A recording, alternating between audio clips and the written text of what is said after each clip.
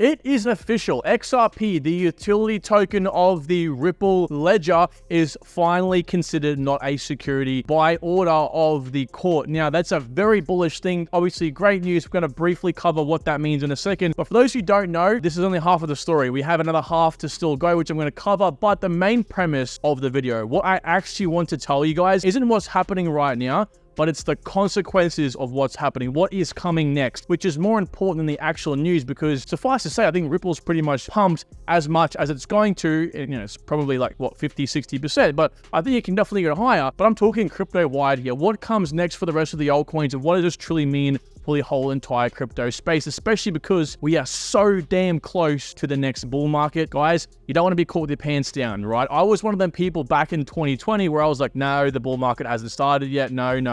And then what happens? As the months progress, it's like higher lows, higher lows, higher lows. And because I listened to influencers or friends and family that convoluted the message, I got caught on the wrong narrative and ended up, buying in at extremely higher prices compared to where I could have. And that is not what I want for everyone involved. In my opinion, it's better to be safer than to be sorry. Let's now take our attention to the chart and have a look here at what I'm talking about. Again, we're going to kind of cover the XRP case in like very, very brief detail, just so you are up to speed with what's happening here and so you can explain it to friends and family. The overall message is going to be what's to come next, right? So, of course, let me take you on a trip on memory lane here. Back in 2020 in December, the lawsuit began with the XRP versus the SEC, of course. Then we fast forward all the way over to today. And as we can see here, we've pretty much come to the conclusion. Again, not the full conclusion, only that the court has pretty much ruled that the XRP token itself, the utility token, is a official utility token. It's not a security.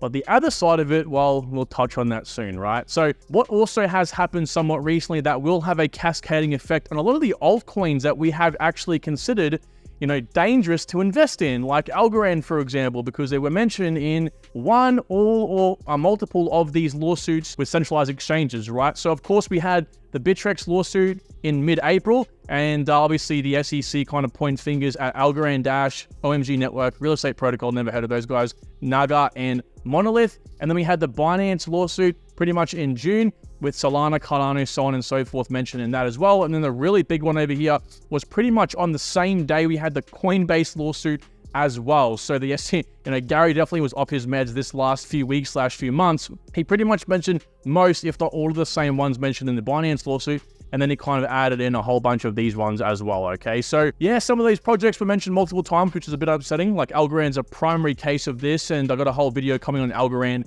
in a couple of days, considering there is some very recent news, bad news regarding Algorand that has recently come out as well. But suffice to say, guys, what has happened here is with the lawsuit again somewhat ending, have these altcoins be redeemed? Like, is this no longer a concern? Well, let's figure it out, right? So the XRP token itself is not a security, providing redemption for all those mentioned in the lawsuit. So again, we don't have to worry about this now, guys. These are pretty much all safe, at least on the surface level. Many altcoins now are basically, we're going to touch on why I've parentheses, essentially basically in a minute, and not securities. However, there is no official framework to follow just yet, so we can only draw comparisons right now to the XRP token. Again, there's no framework. I have heard hints. I read 2 articles from 2 different sources way back, I think like 6 months ago, that they hypothesized, I think one was like Cointelegraph, but they were sourcing like a couple senators from the US, that they want to have a framework in place by the end of this year, which is right here, 2023, to, probably pushing, early next year, Q1 / early Q2 next year, okay? So I believe there will be some sort of framework hopefully created by this time, which means we don't really have to rely on, okay, what sort of is XRP? How is the token created? Like, what is the token exactly? What does it do? Well, Algorand's token works the same way, so that mustn't be a security. Now, in the lawsuit, officially, in the official documents that have come out of the court, they've used the Howey test. They've said the XRP token isn't a security by means of the Howey test, so maybe we can just be using the Howey test for now. But in saying that, I don't really feel too comfortable going ahead with that. What I'm going to be doing moving forward, and you guys are going to see this in future videos, is I'm now creating a very quick to follow framework that I can apply to cryptocurrencies based on XRP and the Howey test that you all can take away and use as well. So what is the other side of this? Because with the good news, there is also some bad news, also a little bit more confusion possibly in amongst the community, right? Let me explain. Ripple's sales of the XRP token were considered unregistered security offerings rather, however. So essentially, the offering of the XRP token to investors, the big time investors in the initial rounds, where XRP raised like it was about $1 billion, that sale round there was a classification of trading or offering unregistered securities, right? Because that, we'll get into it in a moment, but essentially that sort of transaction, so from the XRP or Ripple itself to investors, that was done because of a profit, right? Those investors were purchasing the XRP token in anticipation to make profit. So in this case, it's going to continue. The jury will now decide if Ripple's leaders intentionally facilitated the unlawful distribution of XRP to institutional investors. And to elaborate, while the SEC have lost some ground over XRP not being considered a security, right, which is obviously net positive for Ripple itself and the whole entire crypto space, Ripple's $728 million in XRP sales to institutional investors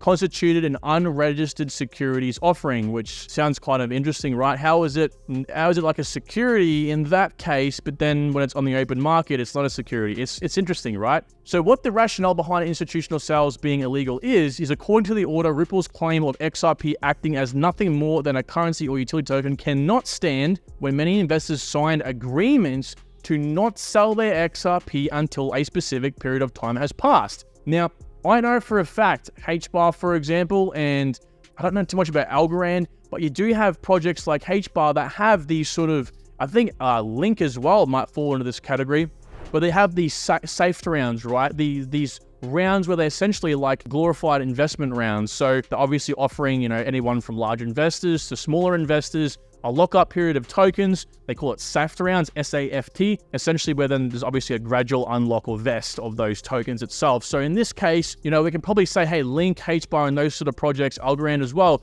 they aren't securities, the token itself, but the way that they were initially funded is security process, right? They're unregistered securities, as they say here, offering, right? So, in other words, there was no possibility for these XRP tokens to act as anything other than a speculative investment during these lockup periods. Additionally, the court also cited investment contracts that explicitly stated the buyer was purchasing XRP solely to resell or otherwise distributed. Now, this is from Investopedia, so I want to quote them on that one there. So yeah, guys, that essentially buckets. That's a very interesting thing for the community, right? That's what I was sort of saying before. Possibly right now, it's a little bit convoluted. What is the actual message here? Well, we know that the tokens themselves are probably not going to be securities based on the Howey test. Simple as that. That's kind of our framework for now. And apparently, it works, okay? So that's cool, awesome. But it's how these investors get their money. It's how the funding rounds happen. So all your proof of work fiends, Casper, Bitcoin, so on and so forth, Flux Network, that's great, easy. They're pretty much not securities at this point. Fantastic. But how does that actually work, right? From there, how does that initial funding start? So it's interesting because the SEC have said that, Polkadot isn't actually a security either. So we're in a bit of turbulent times here. No one knows exactly what it means. Matter of fact, we're probably a little bit more confused now, even though we have some sort of clarity on one side of the coin. I hope that makes a bit of sense. Don't worry, guys. In future videos, I'm definitely going to make sure that we assess this so you're the most informed as well. But one thing I want to draw your attention to as well is the upcoming bull market, right? So I believe that this event is going to be somewhat of a catalyst here for the bull market, right? So while I think that the SEC are going to kind of say we want to challenge this sort of decision, I do think that even if they do, we're going to see more people start to come into the market here just based off that good news, right? That surface level good stuff. And as I've been saying now, I do strongly think that the bull market was going to be starting regardless, right? So I've mentioned in a few videos now that I do think that over here, right, what we've seen in previous years is that if this is the halving, which it is, April this year is going to see where the halving for Bitcoin. We see 8 months out, which is August of this year, that demand really starts to pick up, which is obviously about a month away from this current point.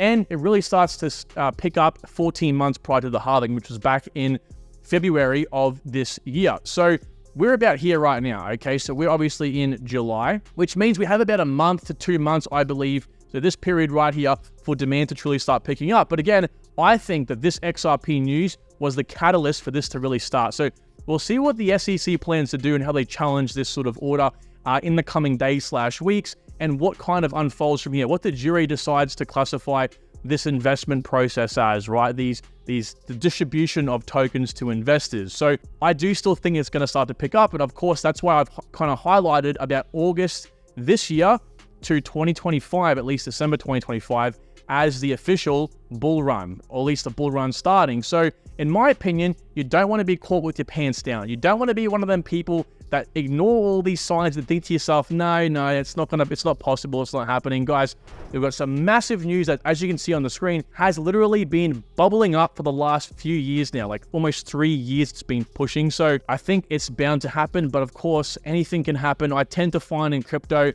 that sometimes the surface level narrative, what seems to be going good, like the bullish or bearish narrative, under the surface, something else is playing out, typically the opposite. So be very wary. But again, I do think that we are at the precipice of the bull run. So thank you so much for watching, guys. Hopefully this has provided you some clarity, even though the news isn't quite as clear as what we'd like. Thanks so much. Subscribe for more daily content and like the video if you have enjoyed. Take care, guys. Talk to you soon. Bye.